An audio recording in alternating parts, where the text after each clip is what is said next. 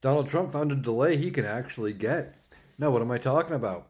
Well, Donald Trump had until May 15th to turn over his financial statements to the Federal Election Commission, and he asked for more time.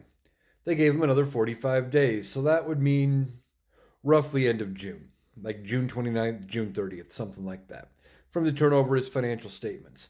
Now, why did he need more time? Well, because they're just so complex. Stop me if you've heard this one before. Isn't that what he said about turning over his taxes the last time? That he was under audit and they were just too complex for anybody to really understand. So he couldn't release them till after the audit was done, but nobody would be able to understand them anyway because they were just so great and so massive.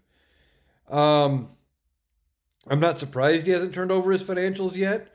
I don't expect him to, because I think if you turn over his financials, you're going to find out he's not nearly as rich as what he claims, and that these legal proceedings are bleeding him dry.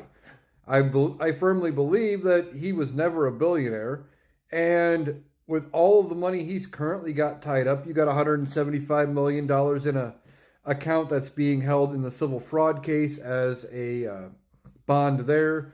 You've got $91 million in the E. Jean Carroll case, plus all the money that's being tied up in legal fees, you know, everywhere. He just doesn't have money. I'm thinking he's very close to being broke, and he doesn't want to release his financial statements until he figures out a way out of it to make his financials look bigger and better than they are, because he doesn't want to take the ego hit. So, no, Donald Trump hasn't released his financials yet. He did get an extension. I expect him to seek a further extension. Um, but I thought that was interesting.